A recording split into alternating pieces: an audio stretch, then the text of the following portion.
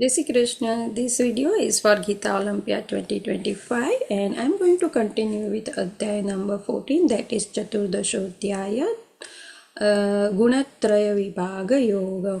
Om Shri Paramatmani Namaha. Shloka number 10.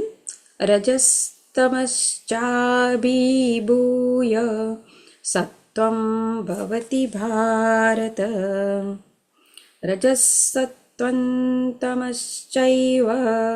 तमस्सत्त्वं रजस्तथा. એનો ભાવાર્થ એવી રીતે છે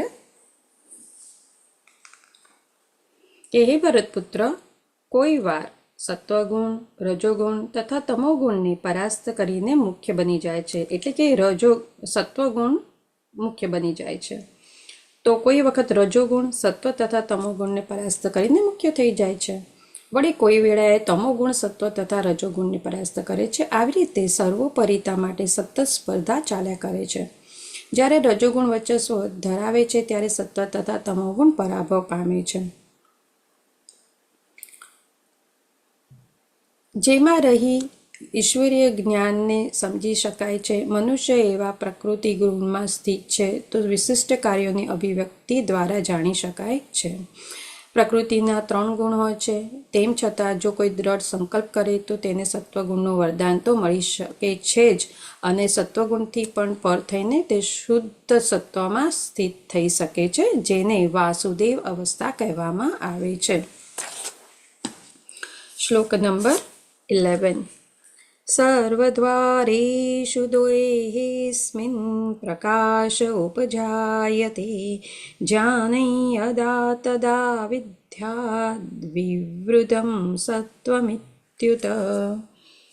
એનો અનુવાદ એવી રીતે છે કે જ્યારે શરીરના સર્વ દ્વાર જ્ઞાનના પ્રકાશથી પ્રકાશિત થઈ જાય છે ત્યારે સત્વગુણના વ્યક્ત થવાનો અનુભવ કરી શકાય છે.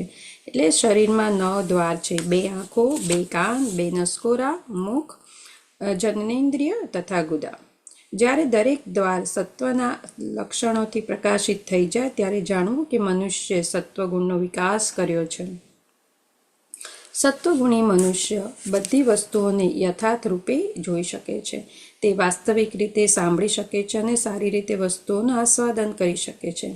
મનુષ્યની આંતરિક તથા બાહ્ય શુદ્ધિ થઈ જાય છે. દરેક દ્વારમાં સુખના લક્ષણોનો વિકાસ થાય છે અને એ સ્થિતિ સત્વગુણની હોય છે. શ્લોક નંબર 12. લોભ પ્રવૃત્તિરારંભ કર્મણામ શમ સ્પૃહા રજસ્યેતાનિ જાયન્તે વિવૃધે ભરતર્ષભ.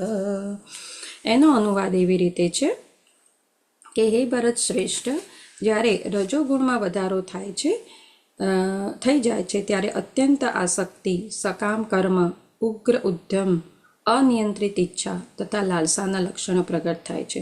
રજોગુણી મનુષ્ય તેને પ્રાપ્ત થયેલા સ્થાનથી ક્યારેય સંતુષ્ટ રહેતો નથી. તે પોતાની સ્થિતિ વધારવા માટે વલખા મારે છે. જો તે રહેવા માટે ઘર બનાવવા ઈચ્છતો હોય તો તે મહેલ જેવી ઇમારત માટે ભરચક પ્રયત્ન કરે છે. જાણે કે તે પેલા મકાનમાં સનાતન કાળ માટે રહેવાનો હોય એ રીતે. અને તે ઇન્દ્રિય તૃપ્તિ માટે અત્યધિક લાલસા વિકસિત કરે છે.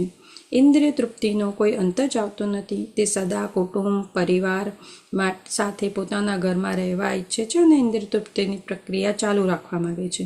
આનો અંત જ આવતો નથી. આ બધા જ લક્ષણો રજોગુણના છે એમ જાણવું.